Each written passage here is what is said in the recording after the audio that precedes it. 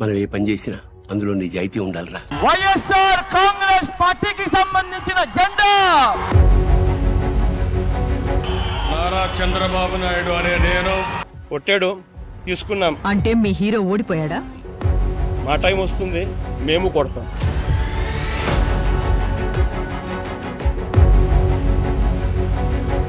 జగన్మోహన్ రెడ్డి అనే నేను. ఆ రోజు మీరు గాడిదలు కాస్తున్నారా? Jaganmohan Reddy has conceded defeat. మరి ఆ 1,05,00,000 మంది అక్క చెల్లెమ్మల ప్రేమాభిమానాలు ఏమయ్యాయో. వైసీపీ ఎందుకని 11 సీట్లకు పడింది 2024లో? అన్నిటికీ మించి పోలింగ్ ప్యాటర్న్ మీద, ఈవీఎం పనితీరు మీద ఎందుకు ఇప్పుడు ఏపీ వ్యాప్తంగా గగ్గోలు వినపడుతోంది అంటే రాజకీయ మంత్రాంగం, మీడియా తంత్రం, ఈవీఎం యంత్రం, ఈ మంత్ర తంత్ర యంత్రాలన్నీ జగన్ వ్యతిరేకంగా పనిచేశాయి అని మెజారిటీ జనం అనుకునే పరిస్థితి ఎందుకు వచ్చింది? మరి ఈ సవాళ్ళన్నింటినీ తట్టుకొని జగన్ 2029లో మళ్ళీ పోల్ పొజిషన్లోకి రాగలరా? అధికారాన్ని సాధించి చూపించగలరా? ఈ ప్రశ్నకి సమాధానం తెలియాలంటే అసలు వైసీపీ సమస్య ఏంటో తెలియాలి. ప్రస్తుతం ఆ పార్టీ గ్రాఫ్ ఎక్కడుందో అర్థం కావాలి. అలా అర్థం కావాలంటే మనం స్వాట్ అనాలిసిస్ చేయాలి.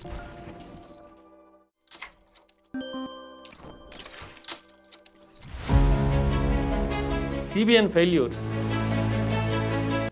నిరంతరం జనంలో నలుగుతూ ఉన్న పరిణామాలు చూస్తూ ఉన్నాం కదా.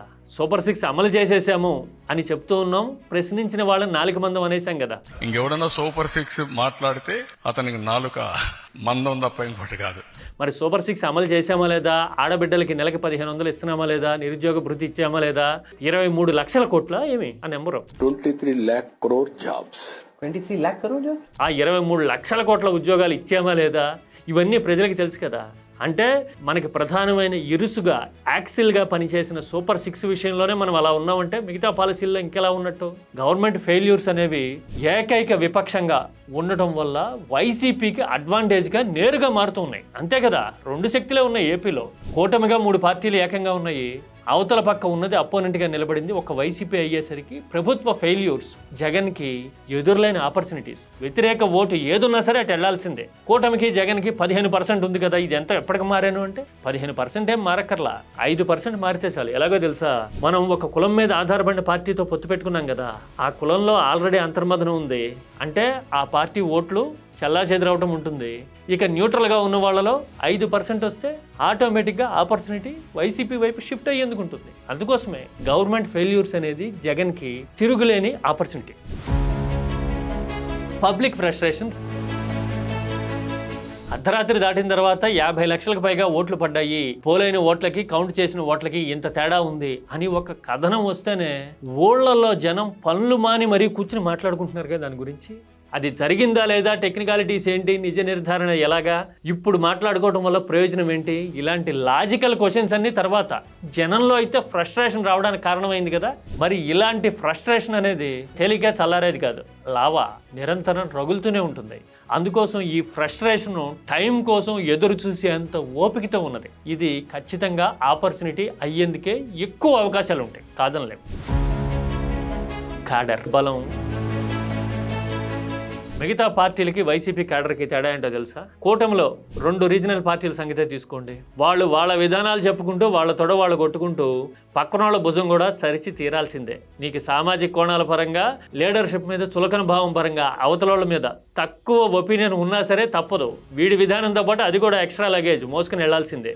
వైస్ వెర్సా ఆ 2 పార్టీలకి ఉండేది ఇది. అంటే ఆ పార్టీ జెండాతో పాటు పక్క పార్టీ జెండాని, ఎజెండాని కూడా మొయ్యాలి వాళ్ళు. మనది కాని జెండాని మోయటం అనేది రాజకీయాల్లో కమిట్మెంట్ ఉన్నోడికి ఎంత కంపరం కలిగించే విషయం. మరి అలాంటి కంపరాన్ని మోయకపోతే అవతల వచ్చేస్తాడు అనే భయం ఉంటుంది చూసారా. పాపం ఆ ఫ్రిక్షన్ వాళ్ళకి మాత్రమే తెలుసు. అందుకోసమే కూటమి పార్టీల్లో క్యాడర్కు ఉండే కన్ఫ్యూజన్స్, కంపల్షన్స్ వైసీపీ క్యాడర్కు ఉండవు. వాళ్ళు క్లియర్ కట్ ఎజెండాతో ఉంటారు, లక్ష్యం మీద గురిపెట్టినట్టుగా ఒక్కటే ఫోకస్తో కనపడుతుంటారు. వైసీపీ ఆపర్చునిటీస్లో ఇది బలమైంది, వైసీపీకి మాత్రమే సాధ్యమైంది కూడా. ఇక ఆఖరిది అతి ముఖ్యమైన ఆపర్చునిటీ పాదయాత్ర. పాదయాత్ర ఎంతటి ఇంపాక్ట్ క్రియేట్ చేస్తుందో అనుభవపూర్వకంగా 2019 ఎన్నికల ముందు జగన్ నాయకత్వం, అప్రోచ్ నిరూపించినాయి కదా. రాష్ట్రం మొత్తం అన్ని ప్రాంతాల్లోనూ ఒక మొమెంటం క్రియేట్ చేయడంలోనూ పొలిటికల్ బజ్ అండ్ రీసౌండ్ తీసుకురావడంలోనూ పాదయాత్ర సక్సెస్ అయింది కదా. దానికి తోడు నాటి ప్రభుత్వ వైఫల్యాలు యాడెడ్ అడ్వాంటేజ్ అయినాయి. ఇప్పుడు అంతకంటే ఎక్కువగా ప్రభుత్వం గురించి 2 ఏళ్ల ముందే మాట్లాడుకుంటున్న పరిస్థితి ఉంది కదా. మరి ఇలాంటి టైంలో పాదయాత్ర గనక మళ్ళీ ఇంపాక్ట్ క్రియేట్ చేయగలిగితే జగన్కి అది తిరుగులేని ఆపర్చునిటీ అవ్వడం ఖాయం. అవునా కదా? Last and most important aspect, threads. ఏమున్నాయి జగన్కి థ్రెడ్స్ ఇప్పటికీ? సోషల్ ఈక్వేషన్ బేస్డ్గానే కూటమి రాజకీయం నడుస్తూ ఉంది. అందుకోసమే మేమిద్దరం 15 ఏళ్ల పాటు కలిసి ఉంటాం అని పవన్ కళ్యాణ్, చంద్రబాబు పదే చెప్తుంటారు. అంటే మానసికంగా జగన్ని సమర్థించే వాళ్ళ మీద, వైసీపీ అభిమానుల మీద ఒత్తిడి పెంచడం ఇది. ఇంకో పక్కన దానికి అసోసియేటెడ్గా మీడియా ఒక వాదన చేస్తుంది. కమ్మ కాపు డెడ్లీ కాంబినేషన్ అని రాస్తూ ఉంటారు చూసారా, దాని ఆంతర్యం ఇదే. ఈ సోషల్ ఈక్వేషన్ ఖచ్చితంగా థ్రెట్టే. కానీ ఈ ఈక్వేషన్ని, ఈ ఛాలెంజ్ని ఎలా క్రాక్ చేయొచ్చు? కాపు సామాజిక వర్గం అన్డిస్ప్యూటెడ్గా అతిపెద్ద సంఖ్యలో ఓట్లున్న కులం ఏపీలో.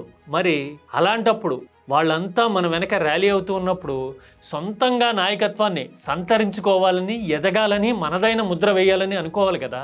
అలా అనుకోకుండా ఫలానా వాళ్ళ గెలుపు కోసం 15 ఏళ్ళు పనిచేస్తా అని చెప్పడం అంటే వెర్ ఈజ్ ఆత్మగౌరవం? ఇంకో పక్కన అంబటి మీదో, బొత్స మీదో, మరొకరి మీదో ఎదురుదాడి, దాడి, బీభత్సకాండలు జరుగుతూ ఉన్నప్పుడు మనం మాట్లాడలేని పరిస్థితిలో ఉన్నామనుకోండి, జనం ఏమనుకుంటారు?